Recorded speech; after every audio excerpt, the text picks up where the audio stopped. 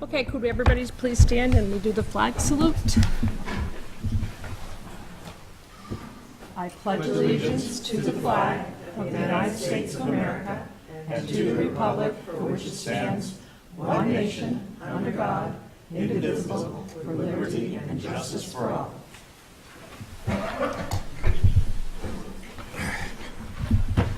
Yes, Dustin, would you like to make the public input statement since our vice chair is not here?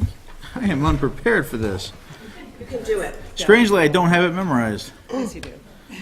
We'll have two public input sessions this evening, one at the beginning, one at the end. The first public session, you're limited to 3 minutes, however, you can go longer at the pleasure of the board chair. Public input is limited to residents of the Noble area. Again, folks outside can't speak with the pleasure of the board's chair. The second session at the end of the meeting has no time limit. I think it's all the rules. No, you forgot. Oh, and for discussions, we can't discuss any personnel issues regarding MSCD 60 employees. That being said, do we have anyone with public input tonight? Once again, my talent is wasted. Nobody? Okay, then we're going to move on to minutes. We got two sets to approve, so the minutes of April 4th first. Anybody see any typos, errors?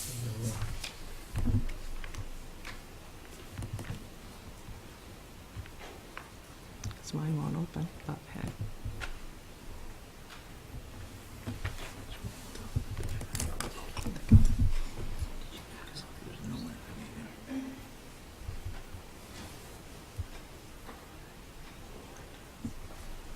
Before recess, we need all 5 that were here to vote for, right? Everybody make sure their names are spelled right.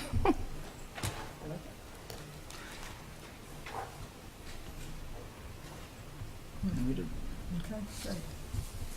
Anybody have anything on the April 4th minutes? Close it out. Alrighty, somebody make a motion. Okay, I'll make the motion. I was waiting for someone else to do it, but I'll make the motion to accept the minutes. Okay, second. I'll second it. Thank you, Becky. You're welcome. All in favor of accepting the April 4th minutes? I'd like to remind everybody that at that meeting, Ms. Mallett, Mr. Price, Mr. Dwar, and Ms. Schaefer were not in attendance. So, in case we forgot. I was there at 7 o'clock. Oh, did you come in? Yep. Okay. I was there for the whole thing. I was saying, well. Well, then you should have read the minutes and made an adjustment. Wait, for which one? The 4th? Yes. The 4th? The 4th. I was in there. Oh, I know I was here, so. She I can entered vote at 7, yeah, for it says right there. Ms. Schaefer entered the meeting at that. 7. But Miss Yeah. Mallett. Okay.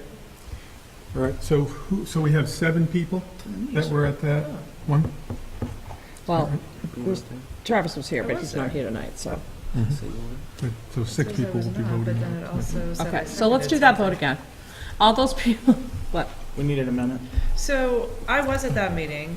It does It's- say that. No, it says all members present except. And But then then- Mallett, Miss Mallett. Mr. Dryden entered the meeting at 6:54. Ms. Schaefer Yeah. entered the meeting, sorry. Helps if I read with glasses all So the time. that, And then Miss Mallett's down a little bit lower. Right, Yeah, so so I we'll, was- we'll have to amend that. We can fix that. All right, so you were there at the start of the meeting. So we'll believe put your so. name in the We'll top fix part. that, Right. I originally said I wasn't going to be there, but then Mr. Price said he wasn't coming and we needed. We weren't sure if we were going to have a Peer quorum. pressure, So I man. canceled my plans. See how we built that. Charitable. Okay, we'll try this again. Between the two of you tonight. All those to approve the minutes as amended for April 4th, raise your hand. 1, 2, 3, 4, 7. 5, 6, 7. Okay. And that was the... Abstaining? Mr. Price, okay. Let's see if we can do the next one right. Yeah, really. Okay, the minutes of April 11th, when I can get there, hold on.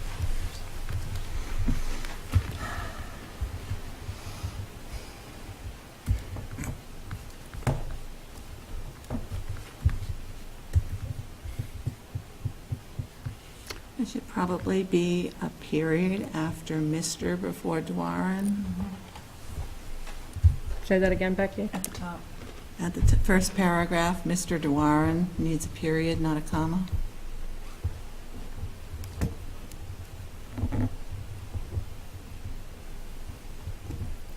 Okay. Anybody have anything else?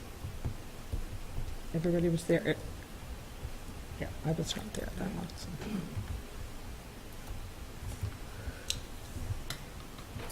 Other corrections? Somebody like to make a motion? I move to accept the minutes. I'll second. Second? Okay, all those in favor of approving the minutes? 7. 6, 7. Abstaining?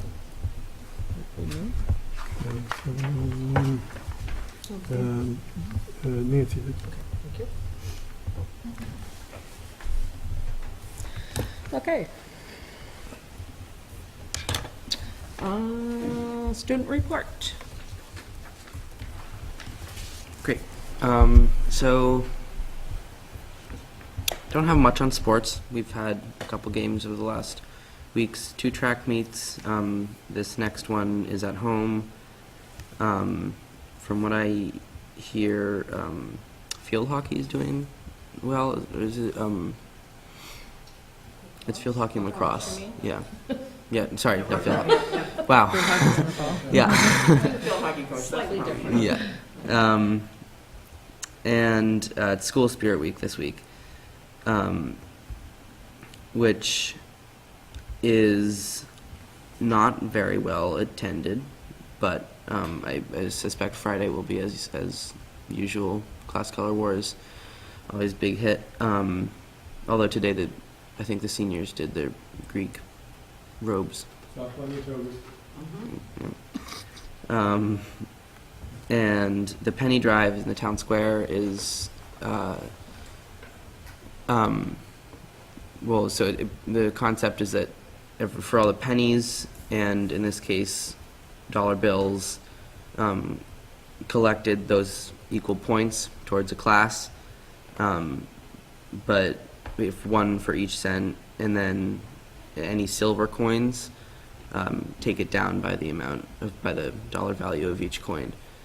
So the goal is to get as many pennies in yours and as many quarters, dimes, and nickels in other people's classes. And then the winner was supposed to get to pie you in the face, but you were unavailable. Except, I agreed to do it, and then Mrs. Howling said to me, "What's the rule? Don't touch your calendar. You're not even in district tomorrow." Okay. So I believe we found a replacement. It's on. I'm not sure. He's not here. Let's Volunteer him. And so that's going to be taking place in the pep rally tomorrow. We have a lot planned for the pep rally. I haven't been at student council much in the last month, but I've got caught up in the last week, and it's going to be a good pep rally. I hope everybody's as excited as we are. The ASVAB, the military testing that we took a couple weeks ago, my class, the sophomore class, the results in, we went today. It was really good. They gave us a lot of intel on field work and careers that we can possibly go into, a lot that will help with the whole process with the Navians and everything. So that's a great thing, great tool that we have. The district concert was last Wednesday ago. And that was great. A lot of people showed up. It was a good concert. It was fun. William, I have a quick question for you Yeah. on that. How close were you to being struck by Ms. Chung as she did her, I don't know what to call it, in the air? I don't know. Her passion kind of flung across the room, so I think it hit all of us a little bit. I have it on camera. Oh, do you? Oh, I just happened yeah, to look over and go, Mr. May told us that you had emailed him, and he was like, "Look what I got on camera." She's great. Yeah.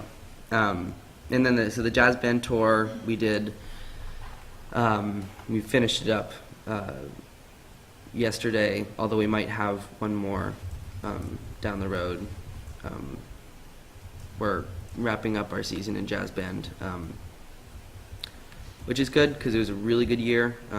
Again, we went to states, got second, so I think that'll be great for next year too. And the Latin dinner night is going to be the 31st of May, which is also a band field trip to Kennedy Lake Park, but the Latin dinner night will raise money for the Spanish Honor Society, which will go into several funds we're looking for in the future. So that is all I have for this week. Thank you. Very much. I have just a sort of follow-up note from a parent, community member standpoint. There may be some misconception about the testing. I'm not sure what the name of it was, but that it's a military recruitment. The ASVAB? So I don't know if it's worth a parent communication or something in the future, but the kids seemed to understand what it was and wasn't, but Yeah. there seemed to be some parents who thought it was like a military recruitment thing. And if you ask the average citizen if they've heard of it, and if they say yes, then you say, what do you know about it? Don't military people come into the schools to do that, or onto the college campuses and so forth as well? Yeah. Okay. All right, math curriculum update is next.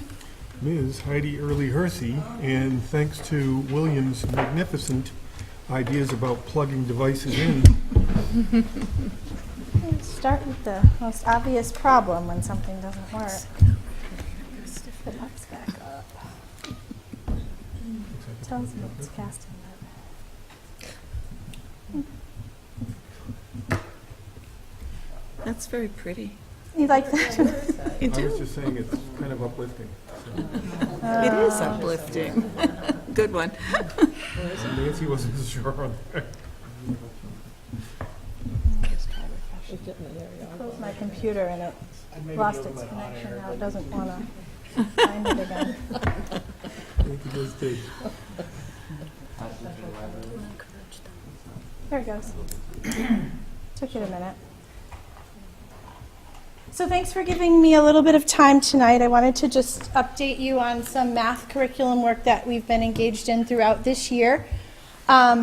As most of you probably know, one of the things that Steve did when he came on board was he asked me to put our curriculum on a 4-year review cycle so that we're not looking at everything all the time, but that we can focus on one thing, make some recommendations, implement some changes, and then allow those changes a couple of years to work and see how they go before we look at it again. So this was the year to take a look at math. So that's what we did. I'm going to start by talking about the elementary component. I believe you got a program review sheet from Jen maybe a couple weeks ago. That really just talked about the elementary component. Mostly, I'm going to also share some stuff about the secondary piece. All right, so now I can't advance my slide. This is fun. Here we go.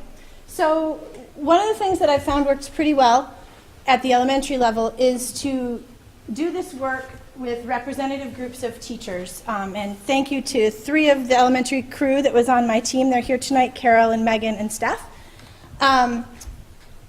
It's tricky at the elementary level because we don't have that much time when we can get everybody in one room to have these conversations. So what we did was we took a grade level rep from each grade level in each of our 3 towns. So there were 18 people on the committee, and we met probably about 5 times, maybe throughout the course of the year, for half days, and we engaged in a variety of things.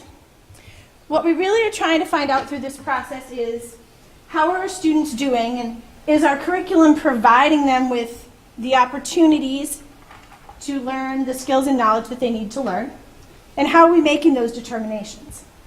So we really wanted to look at what are the strengths and weaknesses of our current program, what's best practice say out there that really we should be doing in mathematics instruction, what are some resources that might be available to help us do a better job, Is there anything we want to pilot? And do we have any recommendations? Now, this was a little bit unique in the math world at the K-5 level because we had a pilot ongoing. So for the last 3 years, the teachers at North Berwick Elementary had been using Eureka Math. And that, when we made the decision to purchase EM4, which is the revised everyday math 4 years ago, Ron reached out and said, can we keep doing Eureka? We want to pilot it. We think this is going to work. And so we said, sure, and we're going to take a look at it and see how it goes. So that we had some pilot information already. So what we did as a group was we looked at some data to try to answer that question, how are our kids doing? We looked at FAST data, which is a formative standardized assessment we give to kindergarten and first graders. We looked at STAR for 2nd through 5th, and we looked at our Empower data, which is our state MEA data. We looked at teacher feedback. What are pros and cons based on teacher experience? What do you see as working about what we currently do? What's challenging? And we had the perspective of teachers that had worked with both programs, Eureka and Everyday Math. We did some research. We looked at ed reports. I think it's really important to look at independent reviews to not, it's very easy to fall, to be swayed by curriculum materials when they show up in shiny boxes and publishers are saying, this is the greatest thing ever. And it seems really great on paper, but I like to go to ed reports because it's an independent review and it compares products across the country and they don't have any stake or financial, holding in it. We also we did some site visits. So we went and visited some other schools that are using the Eureka. We went to Wells and Saco, who are both using it.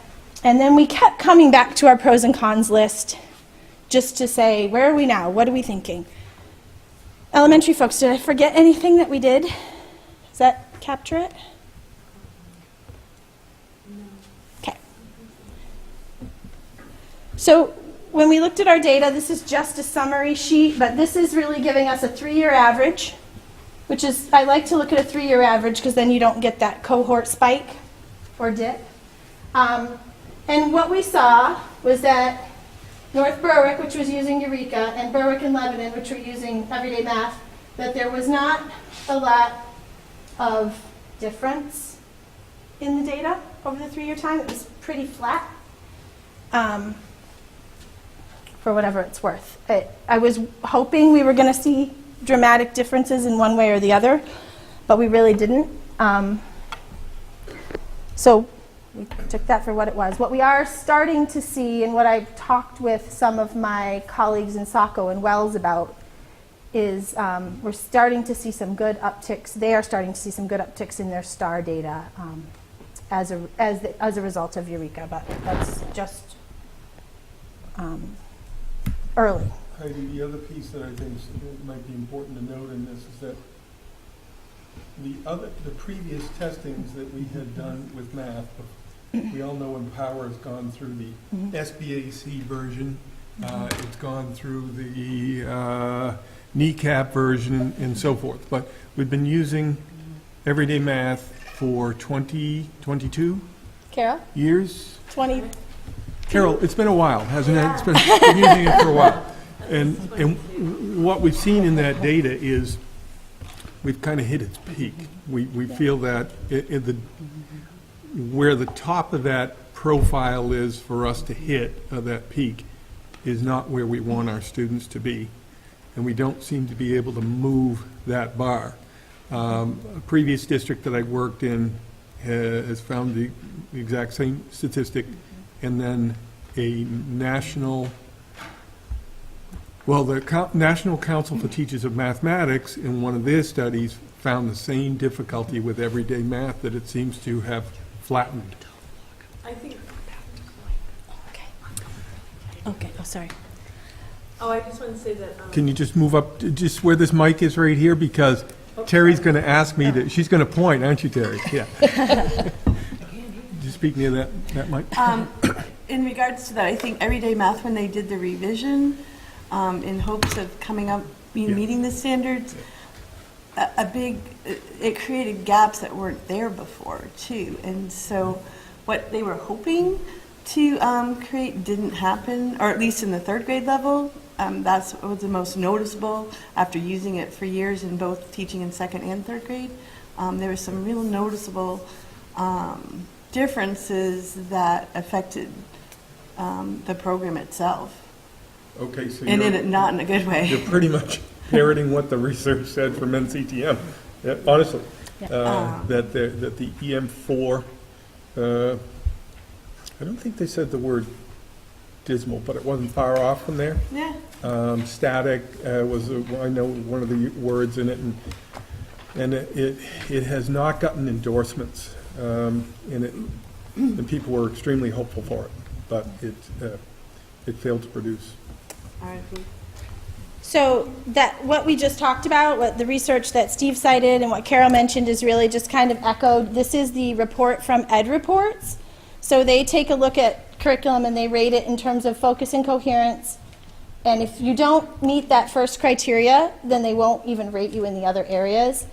But then they look at rigor, they look at alignment to standards, and they look at the usability factors. So that was everyday math, and then this one is Can Eureka. you go back and leave that there for just a minute? Sure. Just let people take it in a little bit. So all those NAs are telling us, once you hit the red, there's no point in moving forward. And what you see in the kindergarten, I also think is interesting, because when we went through this process 5 years ago and we made the decision to adopt the EM4, one of the things that our elementary team said was, we're good with that decision, but we don't want to adopt the kindergarten because it's not good. They haven't revised it, it doesn't align well. That's why we've been using our own homegrown curriculum for kindergarten for the last 5 years. You can see that the researchers felt the same way about the kindergarten.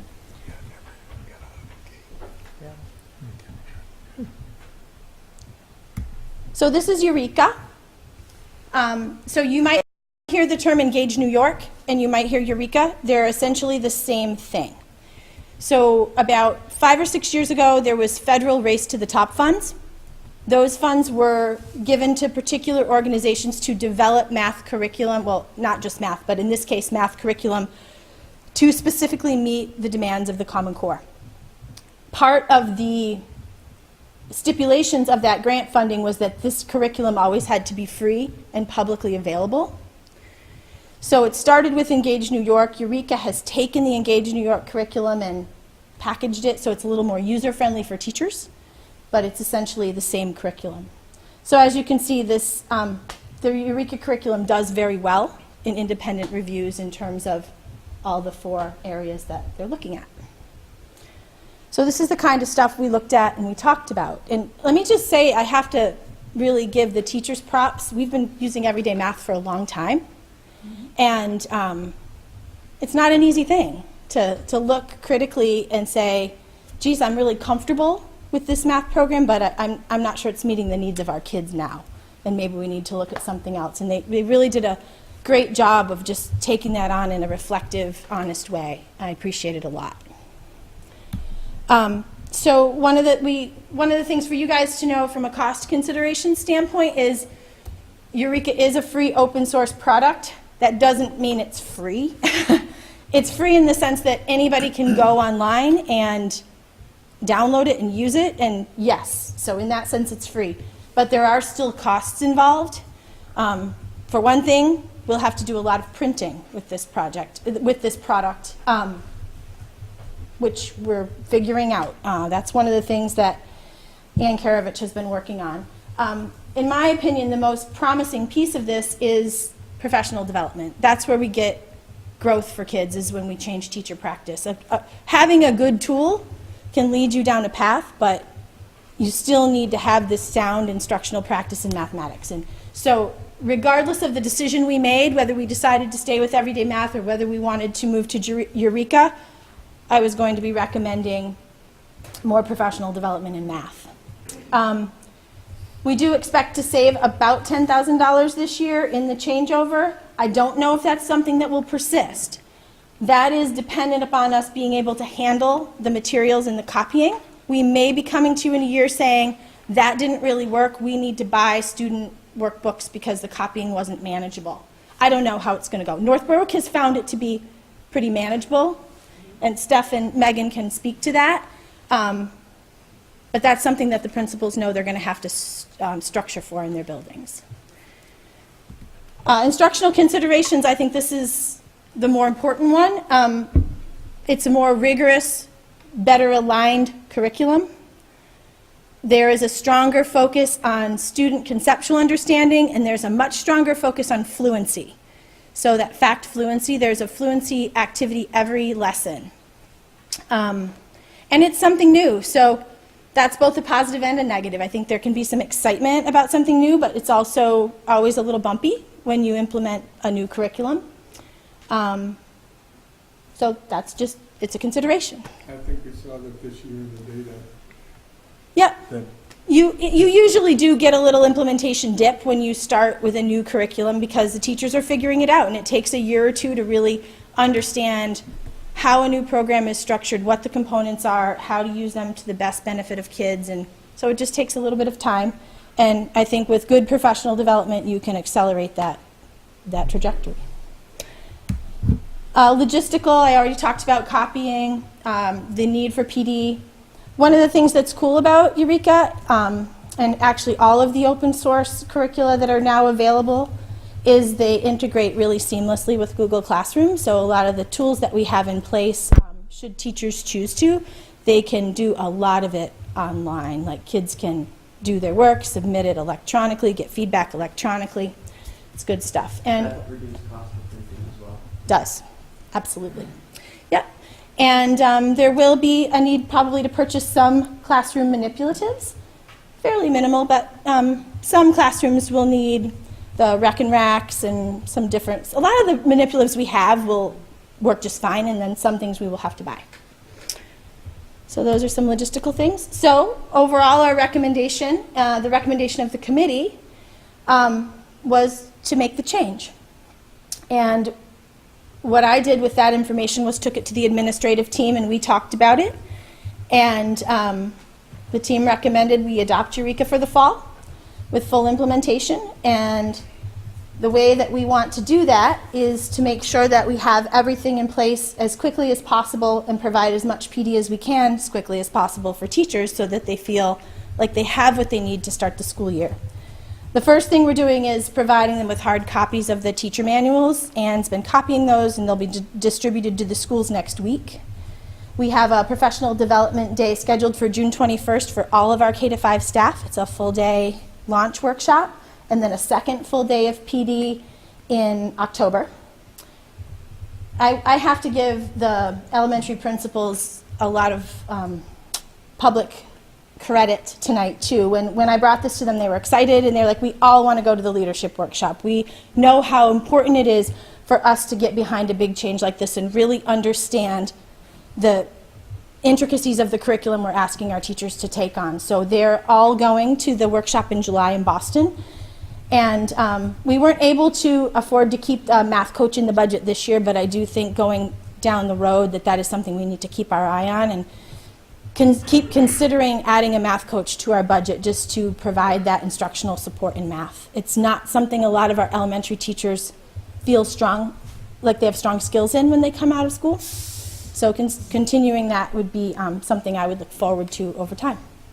I think that was one of the, when most districts moved to everyday math, the addition of math coaches, as I'm pretty sure happened here with a couple of folks, was extremely beneficial in speeding up, getting that curriculum in, doing away with the implementation dip. Yeah. So I want to open it up to these guys to add any comments. Questions, comments, thoughts? Maybe you'll want to respond to questions. Becky? Oh, I was just wondering about the structure of the program. I know everyday math was a spiral, and the concepts were revisited regularly. Is this a spiral, or is this a teach to mastery kind of program? It's a teach to mastery program, but there is some embedded spiraling. So what you'll see is a couple things. There's some embedded spiraling, and there's some embedded differentiation too. So you might have a problem set that has, and you can speak to this better than I can, certain number of problems that you want to have all kids do, and then there's more problems. If those are easy, then do these. Yes. Megan, would you mind just coming over toward the mic? Thank you. No, each lesson will have fluency involved, an application problem, and then when the children, and then the concept, which is about anywhere between 28 minutes to 38 minutes. And then the children move on to a problem set, and you can select the assignments in the problem set that match the lesson they're being taught. And for certain, you can move through, and as the problem set continues, it gets more complicated, and so and more rigorous.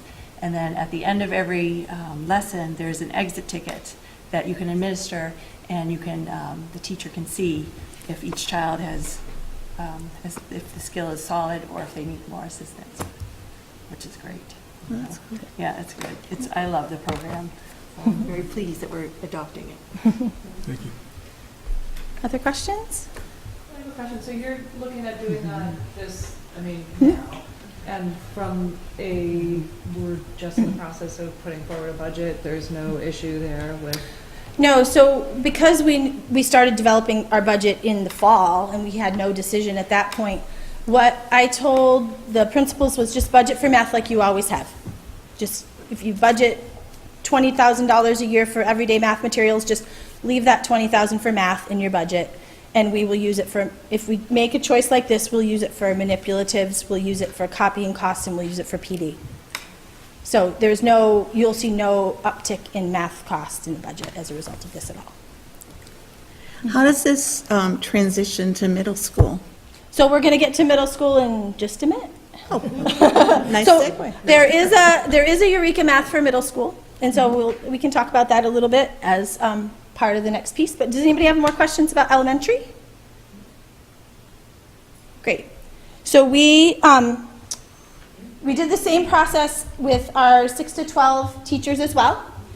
The nice thing about doing this work at the secondary level is we can involve everybody in the conversation because we have our Thursday mornings, and so we are able to meet as a whole department, and our middle school and our high school teachers just teach one subject. So they are able to focus on math and all be a part of the conversation. And at different points throughout the process, we had middle school and high school admin as part of the conversations as well. We met, I think, 8 times. Yeah, we had 8 meetings on Thursday mornings. Not every meeting involved the combined group. Sometimes we met together and sometimes we met separately. We also had the opportunity to do some site visits in January to Wells and to Marshwood to look at 2 different possible curricula.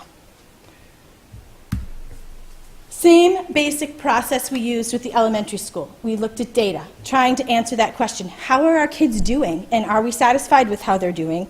And could we be doing better? Are there better tools we could put in place? Are there things we notice when we look at the data, when we look at released items and other things we examine that we need to tweak about our program? That's the whole point of this process, is to take that critical eye and say, how do we feel about what we're doing and how could we improve it? So we looked at data. We looked at, it's a little bit trickier at the high school because we don't have that annual test data. We have our 8th grade, and then we have an 11th grade with the SAT. So there's a little bit of a gap there in terms of that external data. But we did have SAT, we had Empower, and we did have some STAR data that we looked at. One of the best things I think that we did was analyze release items from both the Empower test and the SAT. My favorite moment working with middle school and high school was seeing the entire high school math department around a big long table working SAT problems and just talking about what was being demanded of kids and where we were teaching that, and oh, I'm teaching that and I'm teaching that, but I don't teach them together. And those were really, I thought, really valuable conversations. I don't know if you want to add anything, Julie? No, that's true. Yeah. And so that really the point of that was to say, if this is what's being expected of our students, what are the gaps? Where are we seeing the weaknesses? Where are we seeing strengths? And then we also did similar things in terms of looking at some other curriculum options. We looked at ed reports and we went to some site visits. So here's some data that we looked at. This is our Empower data. So you have I'll give it to you by grade level. So this is the 6th grade data. Noble Middle School is in blue and the state is in red. So you can see that we're hovering above the state average, 5 to 7 points above the state average, 5 to 11 points above the state average. 7th grade, it's not been a great trend that we've been seeing the last 3 years. That makes me a little bit nervous. It is different groups of kids, so that we do have to take that into effect, for sure. I'm sorry, what are the percentiles? Oh, I'm sorry, I should have said that, yes. So what the percentages represent is the percent of students that got proficient or better on the state assessment. Can you go back one slide? I can. So, for example, in 2016, 40% of our 6th graders scored proficient or better on the state assessment, compared to 33% if you average the entire state. And what is your goal for the school? What is my personal goal? What are you working towards? Well, here's one of the It's a great questions question. that comes in, because the last year was the first year of the Empower, and we were on the, when we were with the NECAP, we had the regional assessments. So the Empower came in, and what we're finding out across the state is the scores were lower. There were very few, even the districts that are consistently in the highest scoring ranges, very few districts hit the 90% mark, for instance. There were significant changes to their data. And we see that the state average was significantly lower, 33, 33, 31, than it has been in previous years. So the test itself is quite a jump from the previous NECAP. It's a very rigorous test. And one of the things that I learned when I analyzed the actual point breakdown of the Empower test is that about 40% of the points on the test come from those standards for mathematical practice, those 8 overarching math practices. And those theoretically are embedded in what we do every day in mathematics classes, but they're not the kinds of things that are always directly taught and assessed. So that's one of the things that I think the newer programs that were developed from those standards tend to do a better job with those overarching principle kind of things in that. So that's 6th, so 7th grade. And there's 8th grade.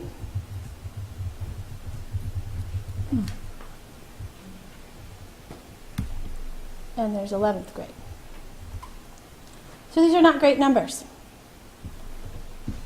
And it's not easy to stand up here and share this data, but I think it's really important that we look at it honestly and say, what can we do better? What can we do differently to move this needle for kids? This is one measure. It's the SAT, or it's the Empower. And, you could hear a lot of counter arguments from people like, oh, the kids don't take the test seriously, or, but when we compare ourselves to the state, I don't believe our students are any different than any other students around the state. And so I think we just have to take it for what it is and take it in and learn as much as we can from it and try to move forward.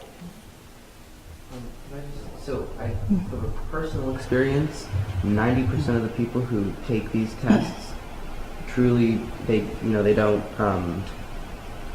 don't think it does anything to them. It does anything for them. So I would say this is definitely affected by their attitude towards the test. But I guess the question then is, how do we make their attitude? How do we give them the resources to see this attitude is hurting you more than it's helping you? So I agree that we shouldn't take they don't pay attention or they don't care for granted necessarily, but it is important, and I think it's a different question that can make those numbers go farther than they are right now, because I agree that it's just different thinking that I think. I agree. It's a little bit of Heidi, do you look at the PSAT at all, and do you see any difference sort of? I haven't looked at it recently. I know there was a time when we were giving it every sophomore and every junior. I'm not sure we're doing that anymore. It's just We are back to that? Okay, so we're back to that, so that's good. Because one of the things we talked a lot about, yeah, we talked a lot about them not knowing how to approach the test, and all those things that we can do, much like you just mentioned, to increase their ability to take this test seriously, to know how to approach it, all those things. But fundamentally, we also need to make sure that they have the math skills that they need to know how to approach the problems when they're faced with them. So anyway, this is all part of what we looked at and what we talked about when we started looking at our math curriculum. We also looked, again, at the ed reports. So right now in the middle school, they're using a Big Ideas math book, primarily in the 6th grade. So one of the differences at the middle school and high school from the elementary school is that 5 years ago or so, when we had written our Common Core units, we adopted those at the middle school and high school and have been using them to guide our curriculum. What's tricky about that is they're skeletons, they're frameworks that say, here's the concepts that need to be taught in this unit, but they don't have lesson plans and they don't have assessments in them. So one of the things that the teachers wanted was a framework to hang their hat on. So the middle school in 6th and 7th grade has been using this Big Ideas math book as a foundation. I think they use it, you can speak better, Carol and Sharon, more in the 6th grade than in the 7th grade? Is that true? Okay. And the 8th grade currently doesn't have a textbook at all, right, Julie? Right, they piecemeal. Right. A lot of it has been self-developed and stolen from here and pulled from there.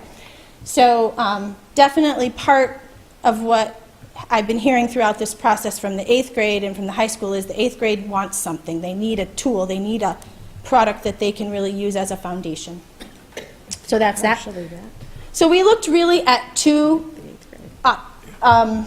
alternatives to this for the middle school. One was Eureka. As you can see, it did better. It's not green across the board like it is at the K-5 level,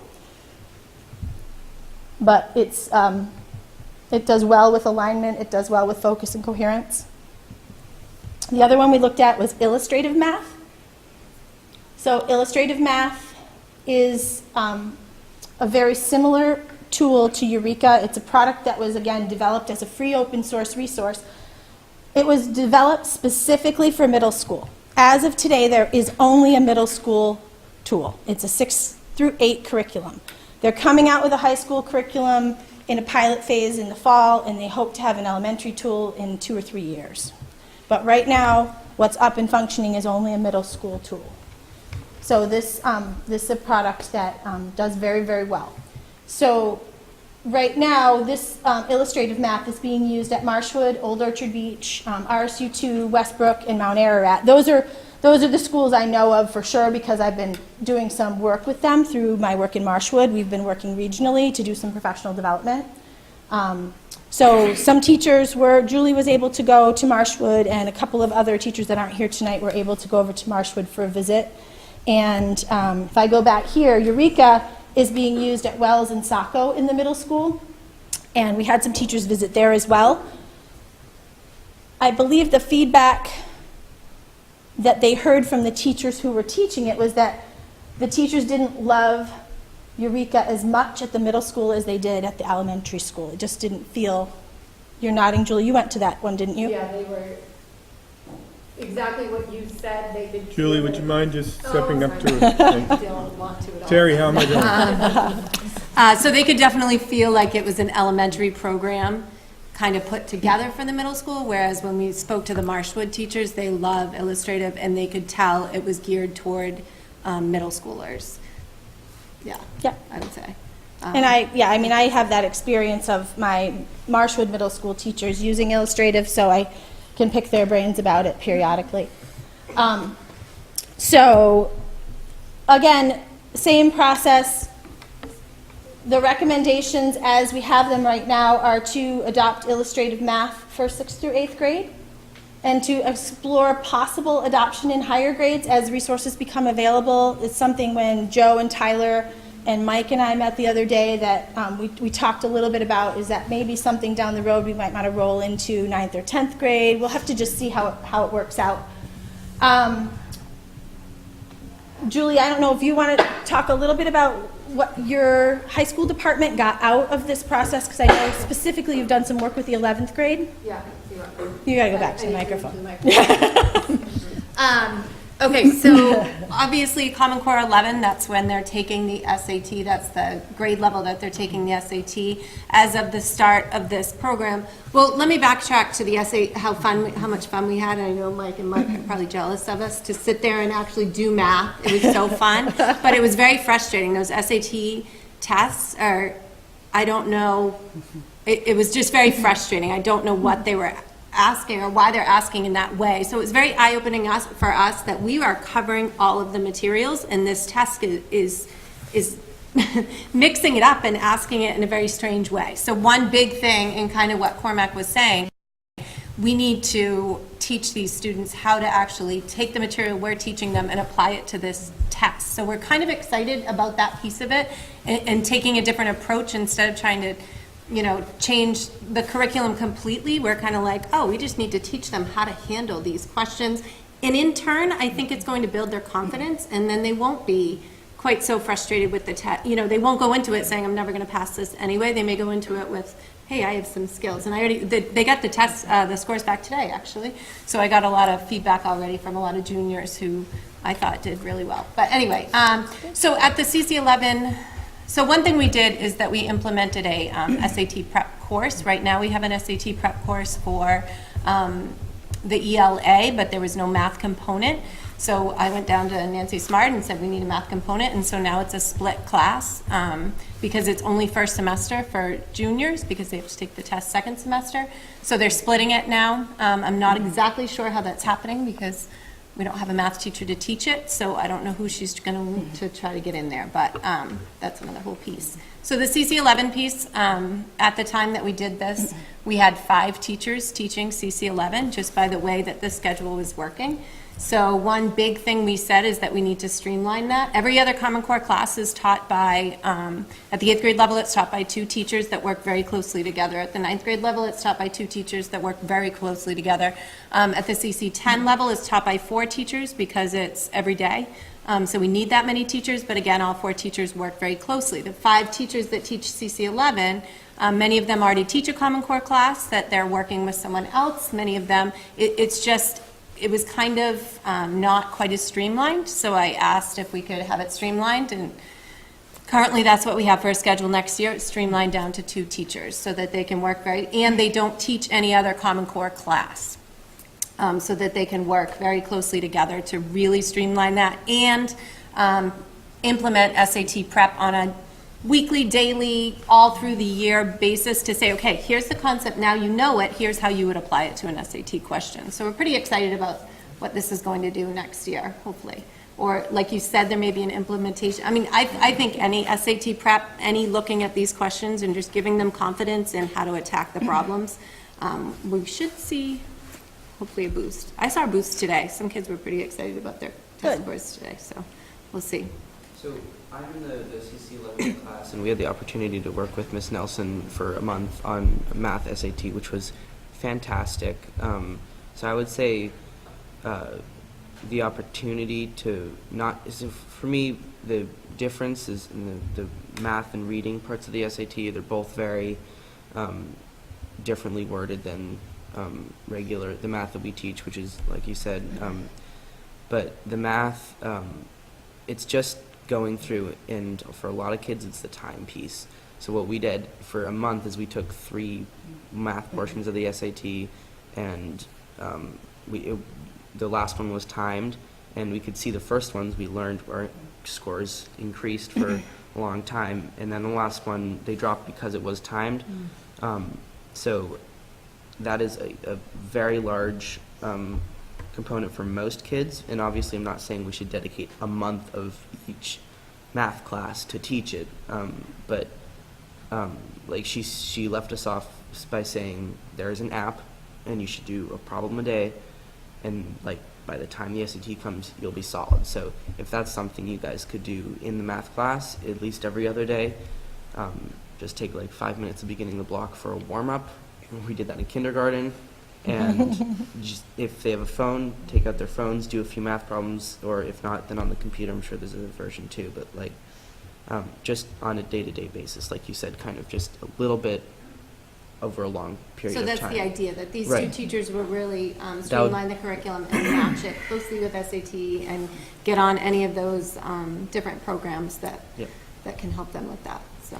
And I think it's really important, you know, we've talked about the test because it's the data that we have, but this is one point, right? And it's not about teaching to the test. It's about recognizing that the test is designed from the same standards that our curriculum is supposed to be designed from. So if we have a curriculum that's well aligned to the standards and our students are successful in that curriculum, they ought to then be successful on whatever assessment that we give them for those standards. That's kind of the way I look at it. And I feel like that's where we were like, nope, not teaching the test, and we didn't do anything with the test, and then we went all in on the test, and I think we finally think we have that balance of what we can do. And another piece to that, SAT we also looked at STAR and compared STAR success to SAT success, and it was very interesting to see that they align, that the success on STAR does kind of project how well they're going to do on the SAT. So we thought that was really interesting because we never really knew if there was a clear-cut alignment. So that was kind of neat, too. So that's a really interesting point right now, because if you don't like the test in Maine, wait a minute. It changes every, I don't think we've had Exactly. 3 years of consistent, This is more than 3 years. this was year 3. Yeah, more than 3 years.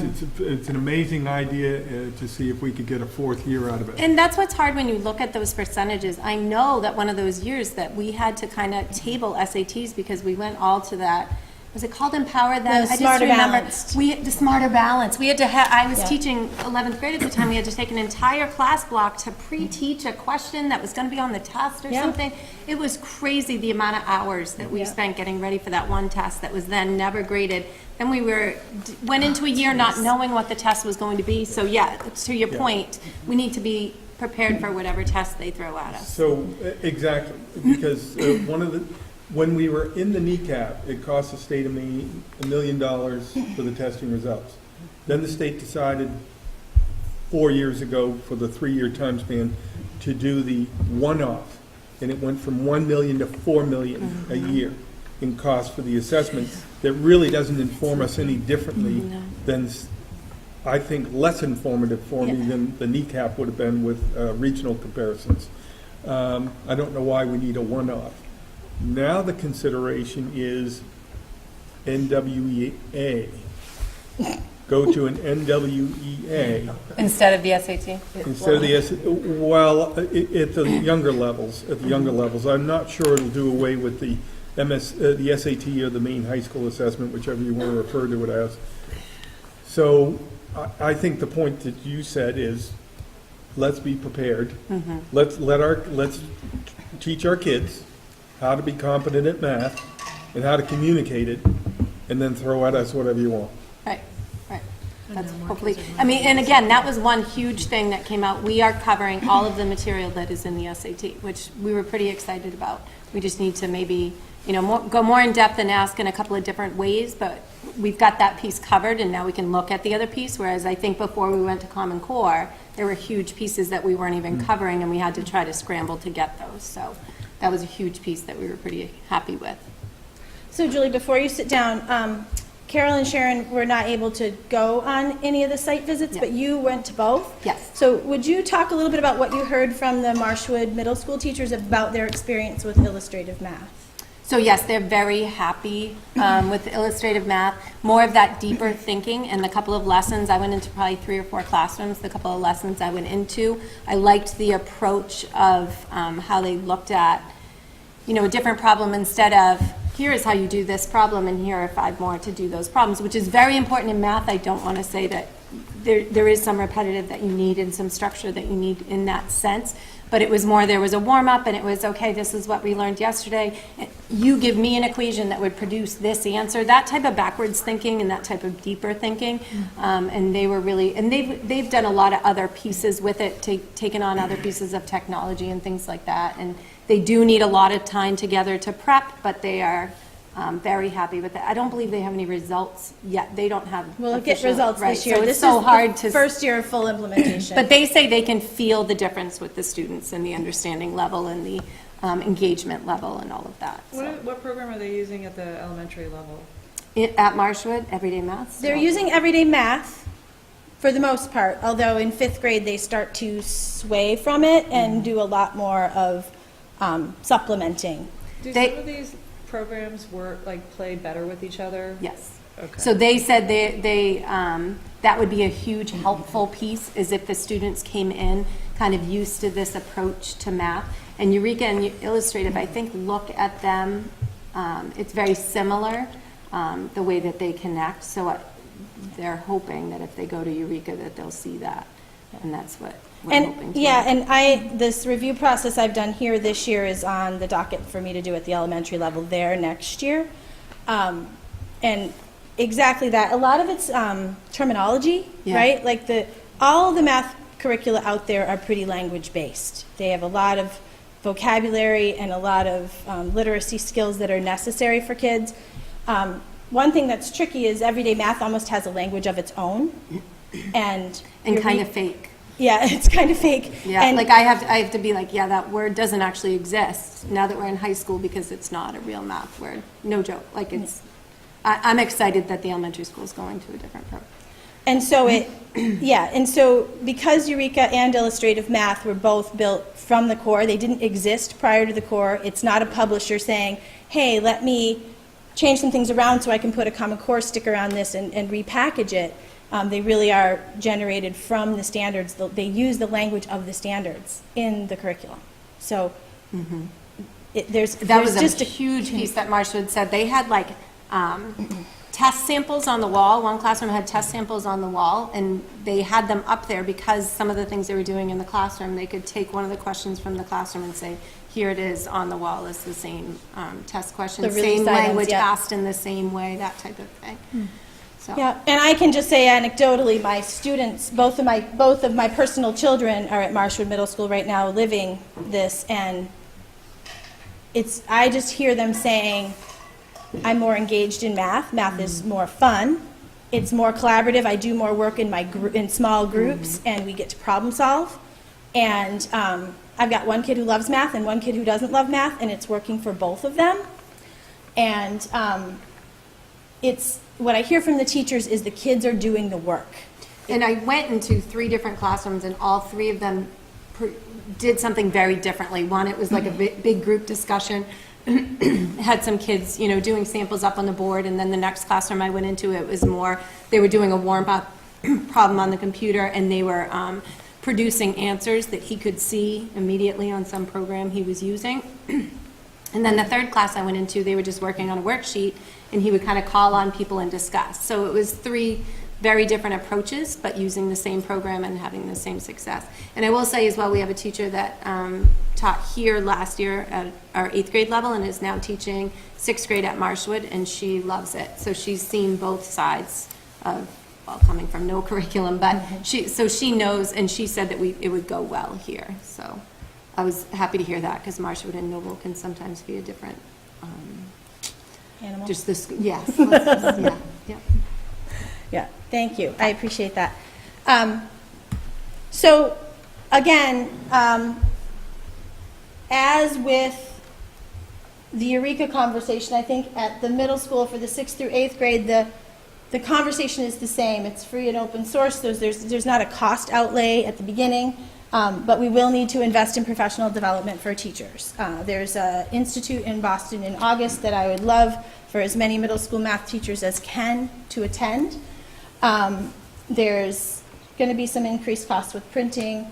Again, Mike and I have talked about, and Tyler and I have talked about the need to support the copying, and I already met with the technology department, and the integrators are actually going to take a visit down to Marshwood and talk tech integration with mathematics in the next couple weeks, so that they can make sure that they're there to support our teachers taking full advantage of the technology options that they have.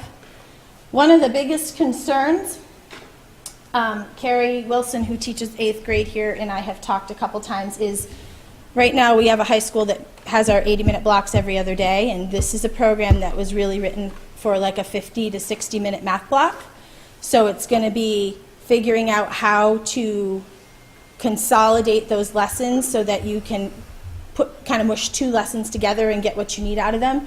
I spoke at length with one of the PD providers for illustrative, I guess it was about a week and a half ago, and she felt confident that it could be done and that they could support it, but it wasn't necessarily going to be smooth and easy the first time out of the gate. We've talked about kind of the other pieces. So, and this is the part I just kind of went through about, you know, the need for PD.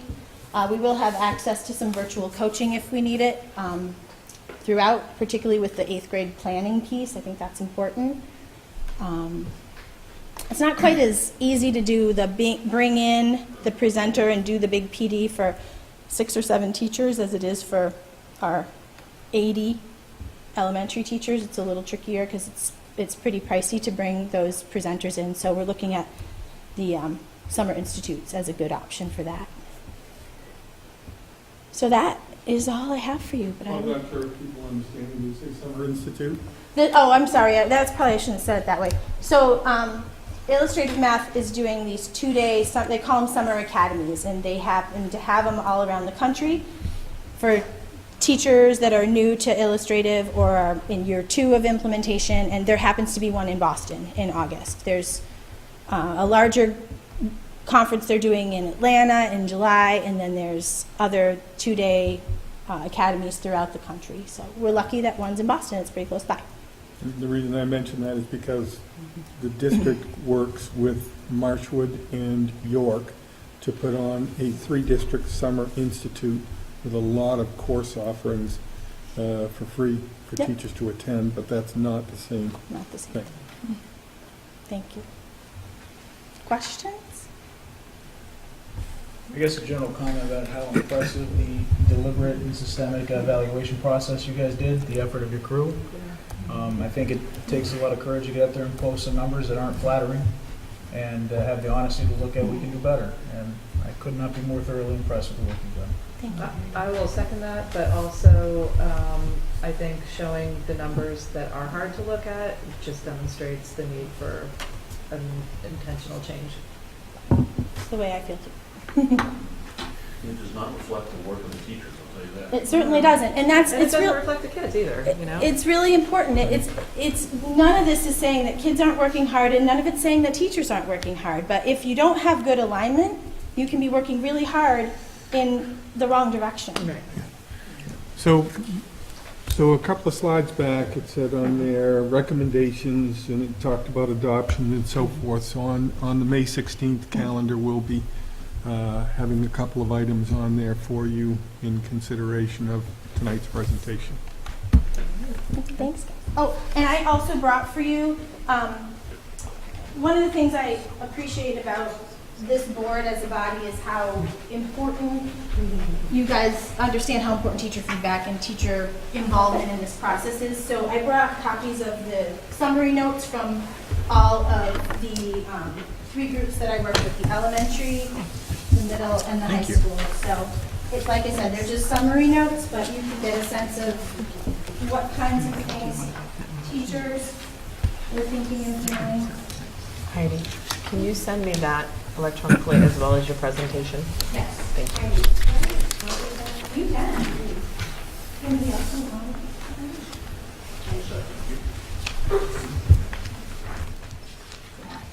I hope you were done. That thing's done. Thank you very much for all the hard work you did on this.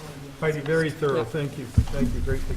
And we've got, you said we've got some other opportunities for people to attend coming up as well. Yes, one of the things that came up is that not all the middle school teachers were able to attend the Marshwood visit, and we can just do another one. It's easy enough. Okay, moving on. We have a donation, coastline. Julie would like to talk about your shirt, Steve. I love Okay. that shirt. Can you just step up to the mic so people know what you're doing? But I'm thinking that you can't use that for much longer, so you should hand it down. I won't tell people how much longer. So it's a number shirt, right? So you would have thought a mathematician gave it to me. It was the freaking business manager. who mathematician. just- I know. I'm saying that. That's what I'm saying. A mathematician. And what she wanted to make sure that I understood was that Of a cube root? my birthday, which happens to be somewhere nearby, is the cube root of almost 250,000 years. I was like, thank you very much. I don't know, like, why she would come up with cube root. Because he's a square. Because back, I mean, I love it, I just taught it the other day. It's great. back up like 3 months ago, she was talking about her son's birthday. And I said, well, that's kind of funny because you could get him, I just said, you know, if you I don't know why I said it. I said something about, well, if you cube that, you get this. Why don't you give him a card that says that? So that night she goes home, she goes, let's see what we can find. And she ordered the It is shirt. black. It's like, yeah, it's perfect. Well, it has to be black. Maybe one like every year now. Does everyone know how to figure it out? Should we talk about? what I the could actual care less if answer people is? can figure it We out. can put +1 next year. Next year, yeah, around the back. Yeah. So a student did figure it out in central office today. How old was that? Student was a sophomore, junior, was with Gunner, was a junior. And Susan Macri, the special ed director, she'd come out of that office with Susan, and the student, Mrs. Macri said, nobody's ever going, she said to me, that nobody's ever going to even know what the heck that is. And so she said to the student standing at Ms. Llewellyn's desk, she turned to her and said, so, I have a question, Mr. Conley has a math question of the day for you. And while she's doing that, I went, right? So, Ms. Macri says, what do you think that means? The student stands there for a second and goes, 61? You should have seen Susan's face. Awesome. All right. Okay. Thank you. Moving on. Somebody wants to give us money. Yes, thank you. It's a good thing. Noble Middle School Building Pride received a donation from Coastland LLC, River Drive at 600 Narragansett Trail in Buxton, in the form of check number 1521, the amount of $3,000 made payable to Noble Middle School. You may not recall, but this company did a donation to the Building Pride Day last year. Similarly, they're a company, I drive by them every day. They're a company, you see all these wine casks and so forth out there. They make furniture out of old wine casks. And I believe that they're connected. I think there's somebody from that business that owns the business or something that lives within the district, but I'm not 100% sure. So I'd need a motion, you would need a Do we have a motion. motion people to accept this? I'll make a motion to accept this generous gift I'll second it. donation. Second is Becky. All in favor? I want one of the barrels. Not for the wine, I want to do woodworking with it. So they're empty. donating money, Yes, but you're not saying they're donating wood that could be hypothetically used. this is for- money to support anything that the Building Pride is working on. Correct. That's Yeah, awesome. because pretty sure literally, they have- they just have casts, they have barrel stays. This money is actually going towards stuff for the playground and Cool. things that are out there, yeah. Great.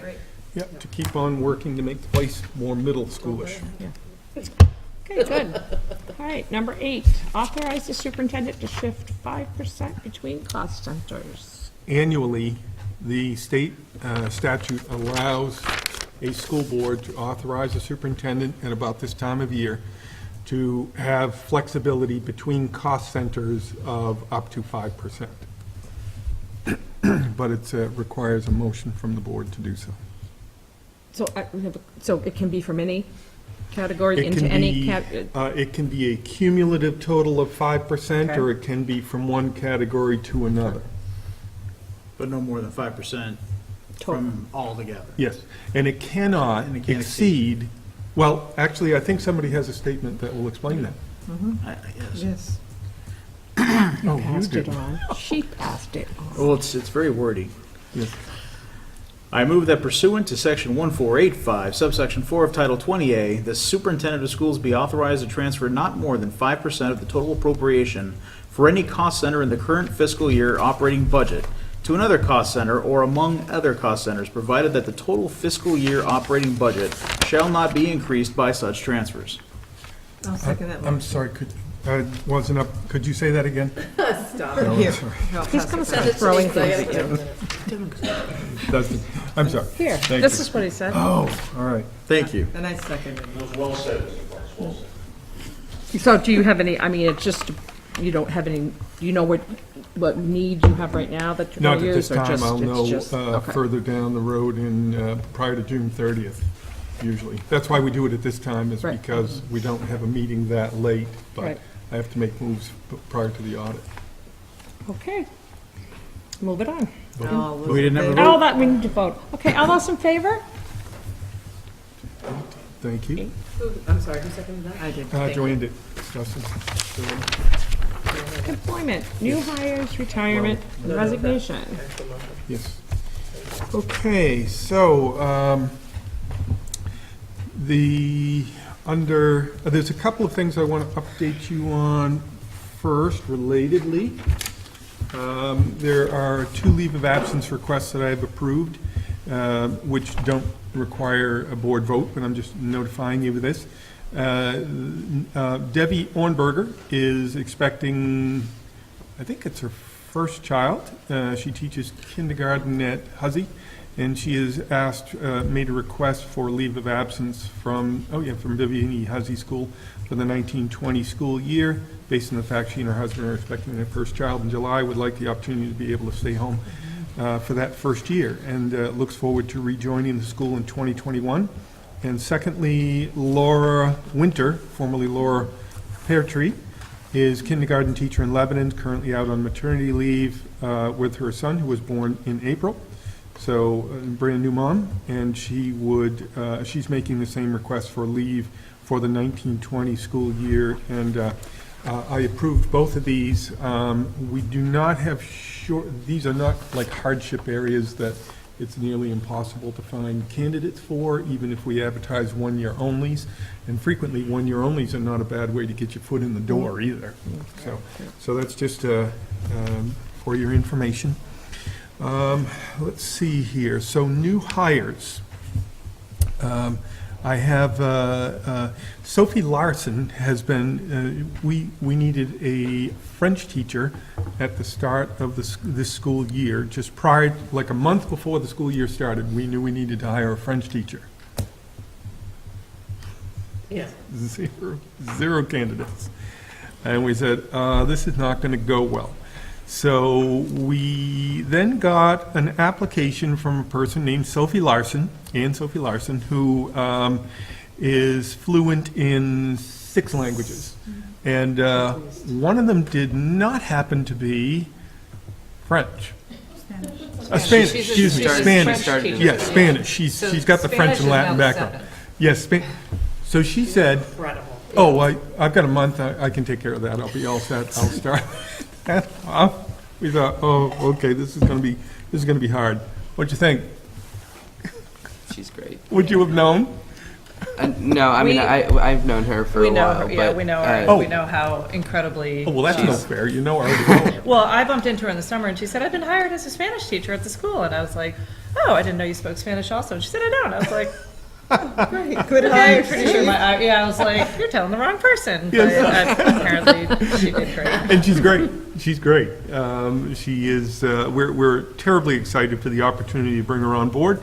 I'm going to give you a few names, if you don't mind, together for you to consider. Also at North Berwick Elementary School in the instrumental music program, Estaquio Dones. I met with Estaquio just the other day. Really, really bright and rising young star out of I think he was out of University of New Hampshire. I've met with a lot of people recently. Extremely involved in professional development for peers, has impeccable musical capabilities on several instruments, and has done just unbelievable amount of volunteering his services in band work as well, in his practicum teacher and his people that work with him through the university just spoke so highly. And Mike was here, but he was thrilled with the interview. Then we have Bridget Wright, who is interested in the Noble High School grade 8 ELA position.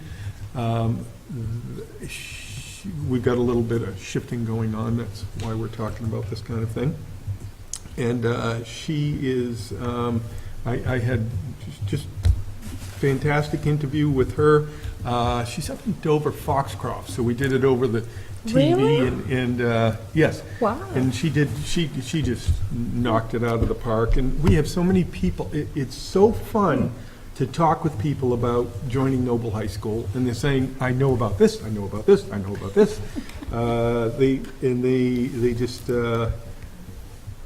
it's thrilling, it's thrilling. And we talked about short stories, and we talked about some other things and common novels that we've experienced, and just a fun conversation, fun interview. Shannon Scribner. So in grade 10, one of the things you'll hear about for ELA is that Courtney Dold, who has been with us for the last 10, 12 years, is resigning to take another position. And I was like, oh, Courtney, no. It's in York. I think her house is 5 minutes from the school. Really, really difficult decision for her. And she decided that it would just be best for her at this time. Well, who was her year-long intern in her master's program but a young lady by the name of Shannon Scribner, who has done a marvelous job for us. So she's already been on the fly and run the exact same program, as well as her 6-week. She did her whole piece. I think it was mostly on Fahrenheit 451. So we're looking forward to Shannon. Sarah Loranger. So Sarah Loranger is our candidate for the Noble Middle School Health Program, and I'll get to why there's an opening there in just a minute. Sarah is married to a guy named Kevin Loranger, who happens to be I think I need a scorecard. I think he's a 5th grade teacher this year at Lebanon Elementary. I think he's consistently 5th grade. And Sarah is an extreme outdoor person. She's got her health and physical education certification. She's very involved in alternative kinds of practices for de-stressing life, for teaching health components. Just yet one more fun. I've had a really good time doing some interviews. I did one today with a person from Italy, and I'll hear back tomorrow from that candidate.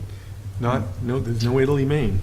And then the other new hire, well, I'll give you those first because the other one's on a different contract. So I need people to either ask me questions or make a motion. So I think one of those was not, I don't know if it matters, but one of them It's was not not on on our the list. agenda. Which one? The last one, I think. Sarah Loranger? Yeah, it's because it happened. It's just happened yesterday. I make a motion to accept these hires. I'll second. Someone to second? Becky. Becky? Okay, all in favor? Awesome. I get to send text messages with thumbs up. The next one is under a different contract. It's somebody by the name of Adina Hunter. I'm going to share some stuff about National History Day in an honor for her and for her students.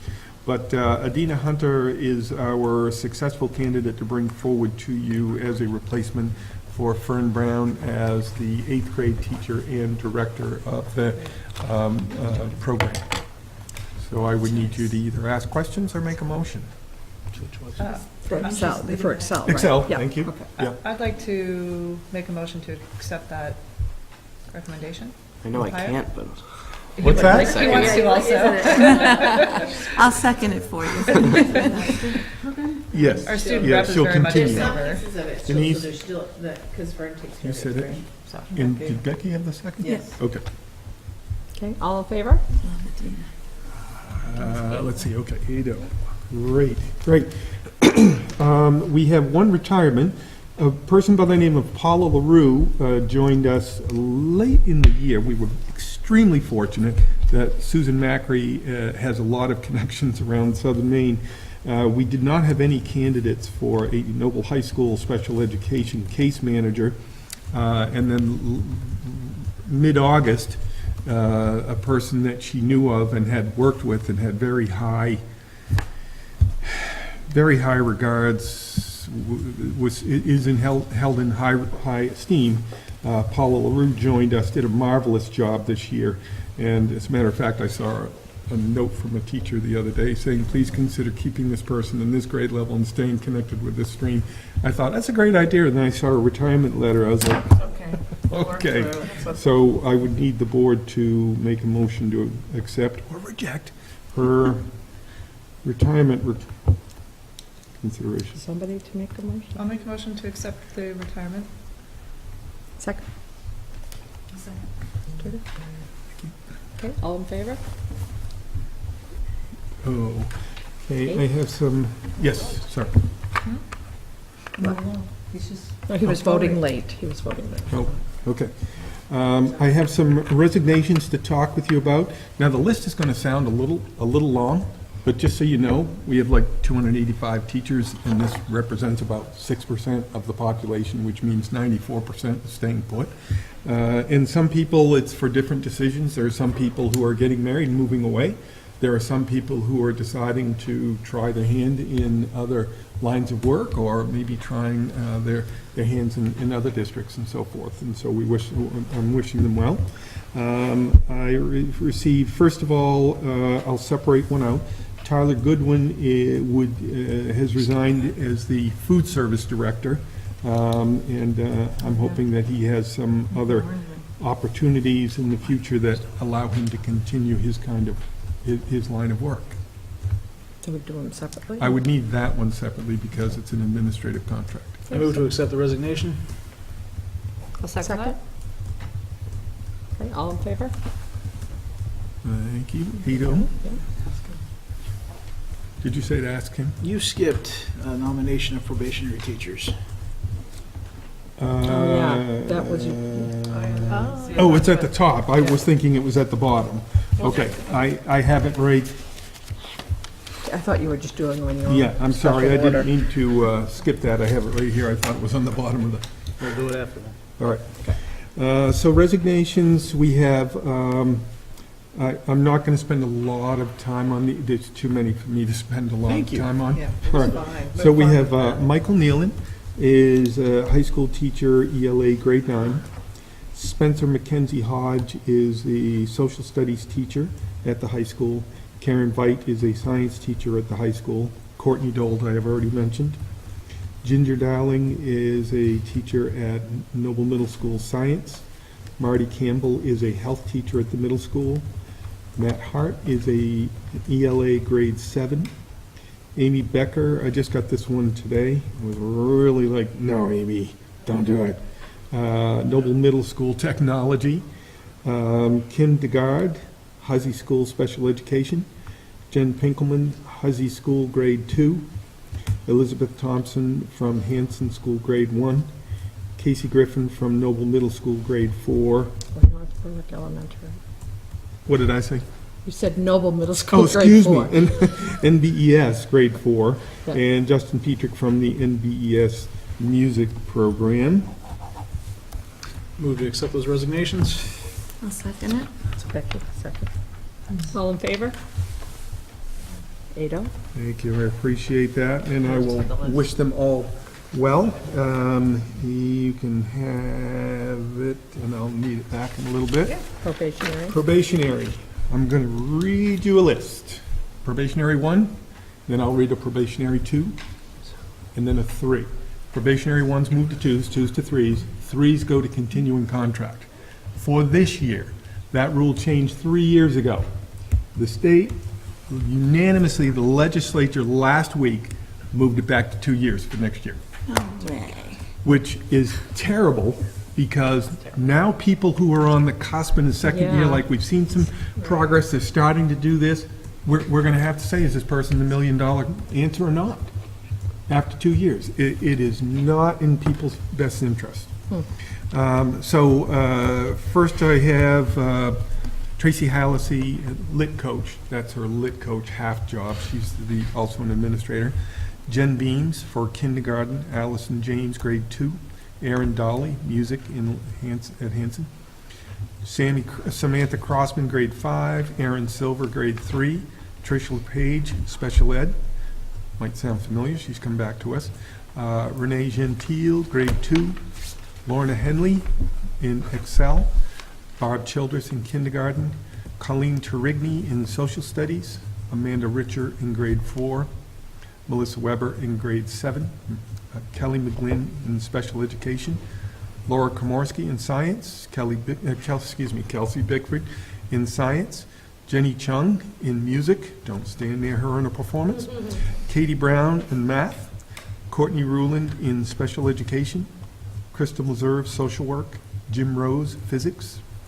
James Winslow in health phys ed and outdoor teacher. Olivia Moore in social studies, writing center, not related. Elise LaPlante, speech therapist. Keenan Blindo, health and physical education. Talia Davis, AP Bio Life Science. Jason Demeroto in math. Alex Jouet in health and physical education. Taryn Frizzell is a nurse, and Linda Smith in special education. That's a lot of probationary ones, which is great because, we're just at that point where there's 07, 08, 09, up to 10, people weren't retiring because the economy tanked, and so their investments and so forth tanked too. Now we're seeing the other end of that where people's investments have built their way back up, so we've seen a lot of turnover in staff, and so you see new people coming in. Okay, have a motion. Do we need a motion for that? Yes. We do a motion each step. For the whole group? For Each this group, Yeah. probationary first to second. Move to accept the probationary 1, moving into probationary 2nd, as listed. Second? I'll second that. Thank you. All in favor? Great. And so that you're aware, our administrators have been doing a marvelous job with all of their evaluative work. It is up to date. Moving from second year to third year, Stephanie Beeskow, kindergarten teacher. Robin Hayes, special ed. Nicole Winship, special ed. Jamie Martin in kindergarten. Donna Tem in Excel. Liz Erickson in grade 5. Megan Ward, a nurse. Rhonda Tweed in kindergarten. Debbie Ornberger will not, she's on a leave of absence for next year, so when she comes back, she'll still be on a probationary year. Missy Royce, grade 4. Emily Frisbee in ELA, middle school ELA. Becca Pauling, middle school art. Matt Reed, middle school ELA. Peter C.B. Casasa Bluen in middle school ELA. Carrie Costello, middle school social work. Troy Blattner, high school math. I move that the teachers listed move from probation 2 to probation 3. I'll second it. All in favor? Okay, perfect. So there's over 80 people that are on probationary, which is, but it's out of 285 just in the teacher group, so. Moving to continuing contract, Shauna Street, guidance counselor. Kristen Bennett, guidance. Bobby Desmond, grade 2. Caitlin Fink, grade 2. Rory Malloy, speech. Laura Winter. Laura is on leave of absence, but it wouldn't matter. She'd be moving to continuing contract, so that's why I'm keeping her name in the list. Andrea Couture, grade 4. Chrissy Ricard, grade 4. Kevin Loranger, familiar last name today, grade 5. Julianne Smith, guidance. Elise Rowe, art. Caroline Schwab, grade 5. Rachel Whitehead, Carolyn Schwab is kindergarten. Rachel Whitehead, grade 5. Kristen House, guidance. Chris Jones, here at the high school, special ed. Kristen Legier, math, and at the high school, and Sarah Stoll, science, at the high school. Somebody make a motion? I'll make a motion to approve the list with congratulations. Second? A second? Who seconded? Denise. Okay, all in favor? Wonderful, we're going to have some excited folks tomorrow. Steve, John Sullivan was in the P3, he's beyond it, John Sullivan. John Sullivan? Beyond Don't know him. 54. You're 54. Right? Honest to God. Yeah. He's You're got a 54. shirt as well. He started teaching the year I was born. Seriously? Seriously. That's who How many Cormac years has, and has he he taught? loves him. 54. No He said way. he's great. That's serious. What's that? Cormac has him and absolutely loves him. He's great. Fantastic. He wants to keep going. Just cover his greens fees. That's what he keeps telling me. Well, he does occasionally bring us Girl Scout cookies, which he suddenly has an abundance of. So it's bribery. It's No, it's We roasted him 15 years ago. And he won't leave, huh? Cormac Thin Mints. actually yes. Hook a brother on, will you? Okay, so are you done with all of your I lists? am done with those lists. Okay, other. I have just a couple of others, just reminder dates for you. May 9th at 6:30 PM in the auditorium. It's the first year I haven't said the gym, meaning the auditorium. That is the district ballot, that is the district budget meeting, At 7 o'clock, you said? 6:30. Oh, Ha-ha. Yeah. I'll change that. We have a May 16th board meeting, we have June 6th board meeting, and we have on the schedule as optional June 20th board meeting, depends on the board's druthers at that point. On June 11th, we have a budget validation referendum, and the booklets, have these hit your houses? No. Really? Not yet. Really, I was talking with some folks about that just the other day at, I forget where it was. So it be reminds people that that Berwick is 8 to 8 for voting, Lebanon is 6 to 8, and North Berwick is 8 to 8 for voting. On the 16th, I would like to talk with the board about summer retreat. Do you want to have one? Do you not want to have one? On what day? May 16th. On the 16th, this May, I want to talk with the board about, for the summer, coming up, about a potential retreat date, if the board is inclined to.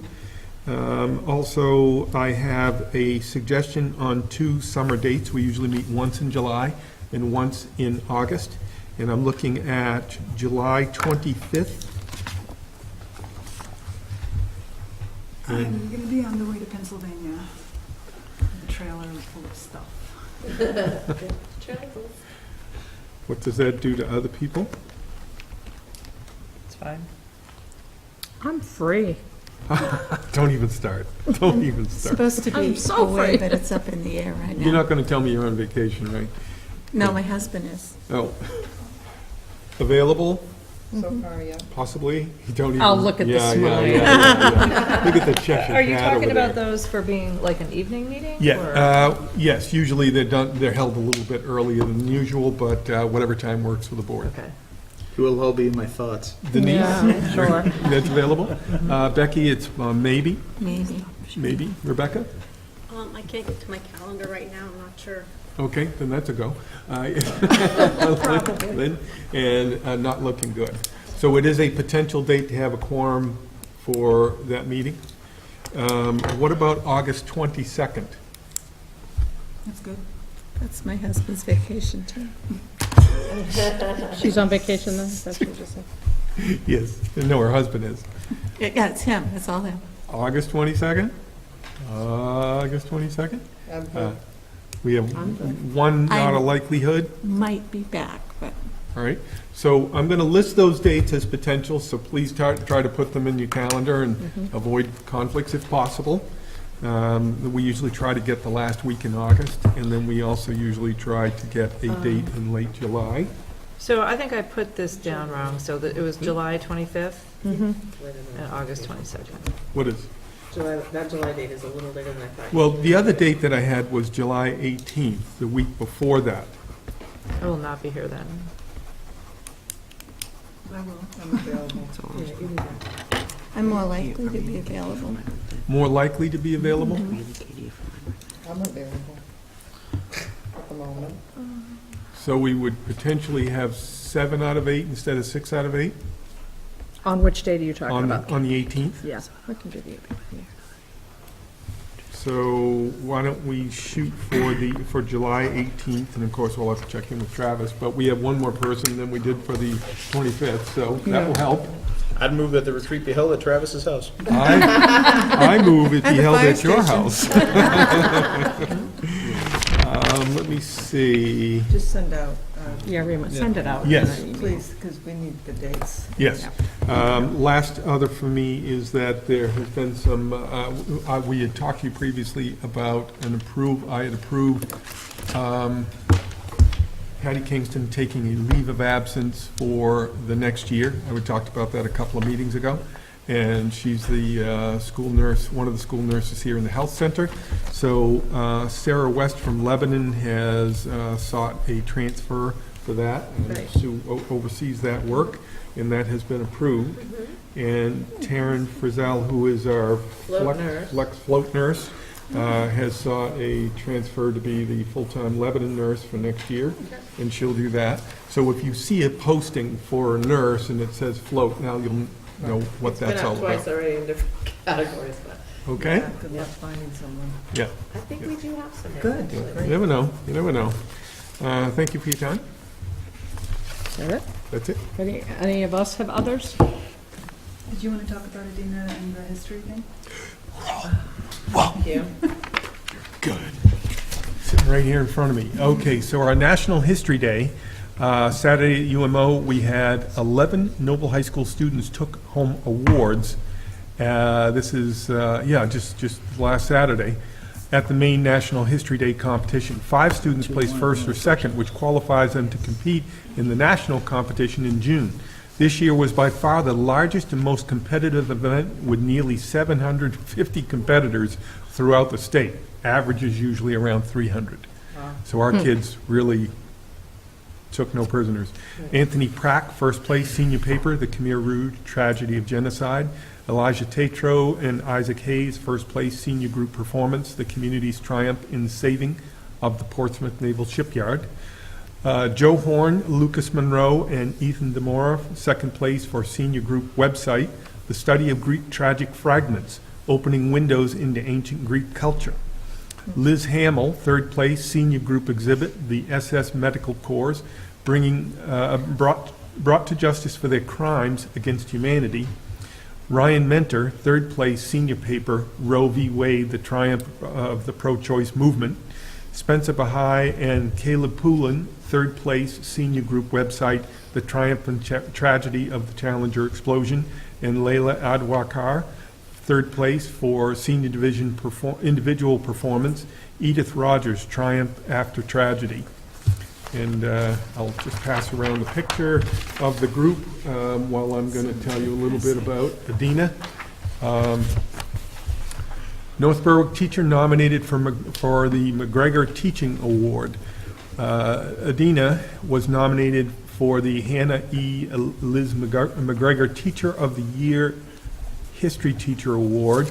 The McGregor Teacher of the Year Award is sponsored by by the brother and is awarded to one middle and one high school teacher annually. So there are 57 affiliates that nominate one middle school and one high school teacher for each of those 57 regions. Ms. Hunter is the senior division nominee from Maine. There are $5,000 awards that are presented to teachers who demonstrate commitment to engaging students in historical learning through innovative use of primary sources, implementation of active learning strategies to foster historical thinking skills, and participation in the National History Day contest.